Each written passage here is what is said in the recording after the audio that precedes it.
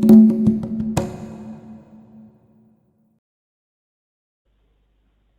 semuanya yang dengerin podcast Insomnia, inspirasi obrolan mengenai apa saja.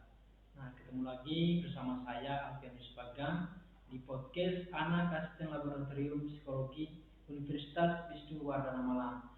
Nah, di sini saya tidak sendirian, saya ditemani oleh Mbak yang satu. Mbak mungkin bisa perkenalkan diri terlebih dahulu. Oke, terima kasih. Halo semua, nama saya Ulfa Ida Lestari. Saya mahasiswa psikologi Universitas Wisnuwardana Malang. Hari ini saya dapat kesempatan untuk sharing bareng Mas Fian. Terima kasih.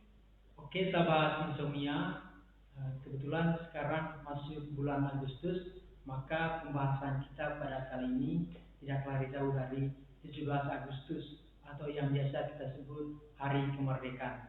Nah, sedikit flashback ya tentang sejarah kita. Jadi 17 Agustus 1945 merupakan hari yang sangat bersejarah bagi bangsa Indonesia yang menyatakan diri sebagai bangsa yang merdeka dari penjajahan.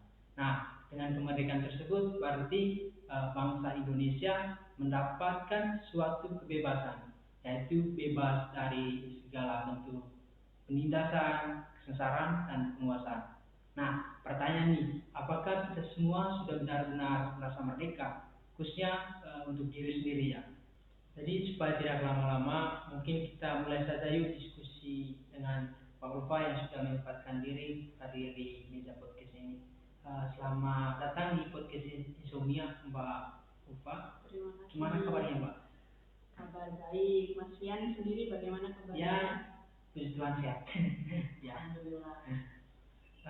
Pak Ulfa, tadi itu kan sudah dicuplikan tentang tema yang akan kita bahas. Sebelum bahas tentang kemerdekaan diri lebih lanjut, uh, mungkin ada nggak pandangan dari Pak Ufa tentang kemerdekaan diri itu seperti apa dan apakah kemerdekaan diri dan kemerdekaan negara itu dua hal yang berbeda? Ya, kalau menurut saya kemerdekaan sendiri kan artinya bebas ya. Ya, Kalau kemerdekaan sebuah negara itu lebih kepada merdeka, bebas dari penjajahan, berhasil mengusir penjajahan, kemudian tidak terikat lagi oleh negara lain. Pada intinya bebas mengolah negara sendiri. Sedangkan kemerdekaan diri itu lebih kepada bebas yang menyeluruh secara lahir batin kita. oh ya, seperti itu ya Mbak. Kalau menurut Mbak Ulfa nih, makna dari sebuah kemerdekaan diri itu apa? Kalau menurut saya, kemerdekaan diri itu adalah di mana kita bisa hidup dengan perasaan tenang dan damai.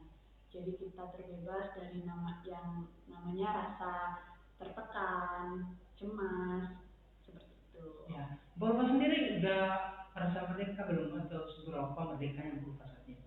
Oke, seberapa merdeka saya ya. Sampai saat ini saya berusaha untuk menyempurnakan kemerdekaan diri dalam diri saya. Bukan berarti saya belum merdeka, tapi saya sedang berusaha menyempurnakan kemerdekaan diri. Nah, Mas Rian sendiri gimana? Apakah sudah merasa merdeka? Ya, kalau sekarang itu ya bisa dikatakan ya masih dalam proses memperjuangkan kemerdekaan. Contohnya itu memperjuangkan rasa senang, nyaman, tenteram dalam lingkungan kehidupan kita. Ya, mungkin seperti itu. Kalau dari Bapak sendiri nih, apakah semua orang itu harus mendapatkan kemerdekaan diri? Menurut saya iya, semua orang harus punya kemerdekaan diri. Karena kemerdekaan diri sendiri itu adalah hak. Kita dari lahir sudah memiliki yang namanya kemerdekaan diri. Iya. Namun pada prosesnya berjalannya waktu, kita semakin dewasa itu kemerdekaan diri kita semakin terkikis. Nah, itu yang perlu kita bangkitkan lagi nih, tumbuhkan lagi kemerdekaan diri yang ada dalam diri kita. Jadi kemerdekaan itu perlu dikembangkan lagi ya. Ya, perlu untuk dibangun lagi. Yang semula sudah ada perlu dibangkitkan lagi. Oh iya. Eh, Kebetulan nih Mbak Ulfa kan mahasiswa psikologi. Kalau pandangan mahasiswa psikologi mengenai kemerdekaan diri itu apa sih?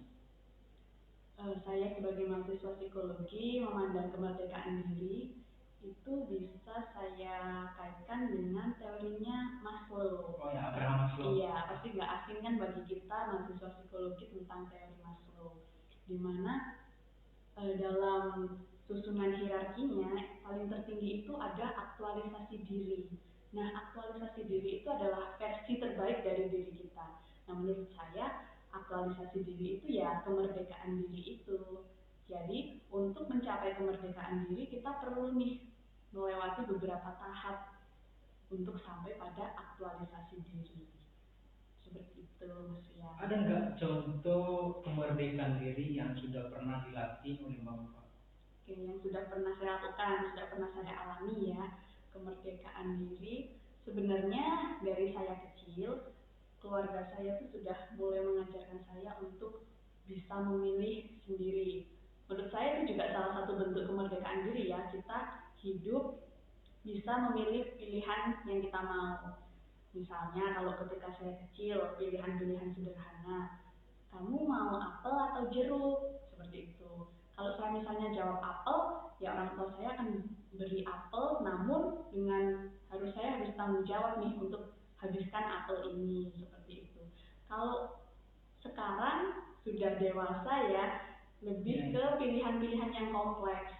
Misalnya saat mau masuk kampus, pilih universitas, saya dulu juga perlu pertimbangan dan orang tua saya membebaskan saya untuk memilih kamu mau kuliah dimanapun, kamu mau ambil jurusan apapun, yang penting kamu bertanggung jawab dengan pilihan tersebut. Dari Bapak sendiri itu faktor-faktor yang menyebabkan seseorang itu eh, tidak merasakan kemerdekaan diri itu apa? Kalau menurut saya, kenapa seseorang bisa tidak merasakan kemerdekaan diri, itu bisa dari perasaan-perasaan negatif yang ada pada dirinya. Misalnya merasa cemas, kemudian merasa rendah diri, tidak percaya diri dengan kemampuannya, seperti itu. Kemudian juga mindset, pola pikir mereka. Harus berpikir positif ya Mbak? Ya, termasuk salah satunya agar kita bisa merasakan kemerdekaan diri, ya kita harus bisa berpikir positif, kemudian mempercayai diri kita, mempercayai potensi-potensi yang ada dalam diri kita, dan kita bisa mengembangkannya. Oh, ya, gitu ya. Jadi bagaimana misalnya kita sudah berusaha mungkin untuk merasakan kemerdekaan diri, tapi masih ada perasaan sedikit yang belum mencapai hal tersebut. Bagaimana cara menghadapi situasi tersebut, Mbak? Jadi ketika kita sudah berusaha, namun kita masih merasa belum merdeka, Ya. diri kita belum merdeka, seperti itu ya.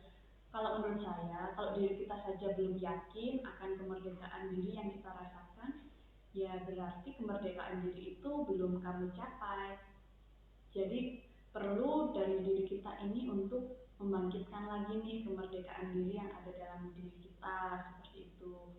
Misalnya dari perasaan dulu, perasaan-perasaan positif kita tumbuhkan, kemudian pola pikir kita perbaiki, supaya mindset kita ini mindset maju, mindset berkembang, seperti itu. Berarti percaya diri itu pentingnya, Mbak?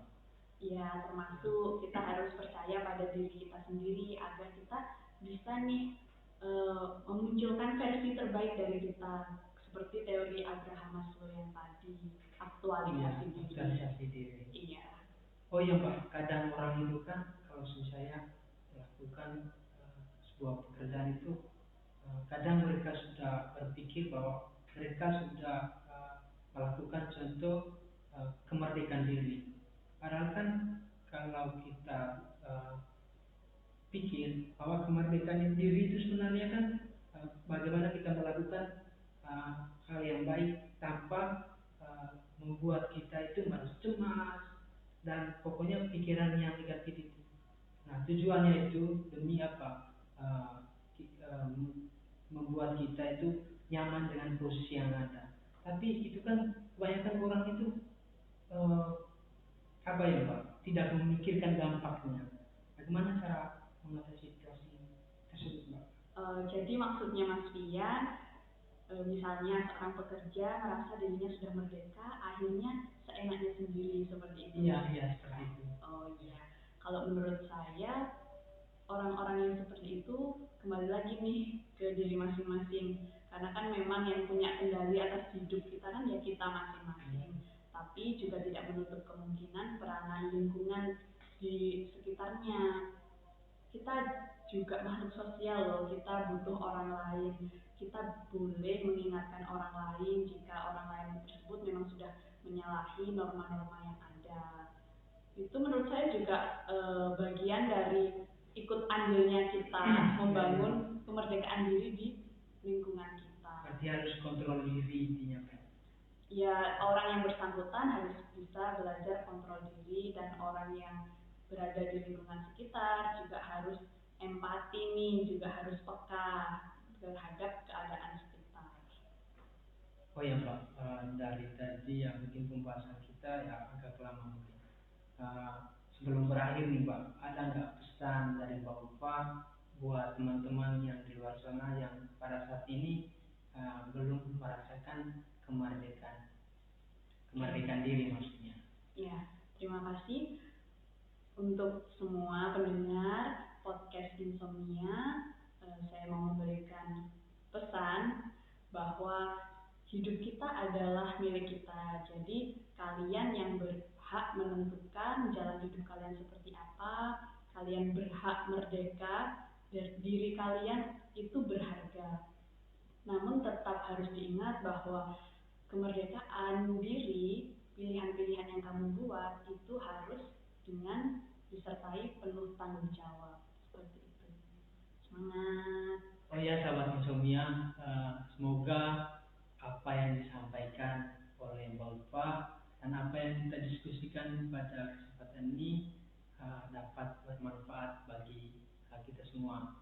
Jadi terima kasih banyak ya Mbak Ulfa. Pertama sudah memberikan pesan buat sahabat-sahabat di luar sana.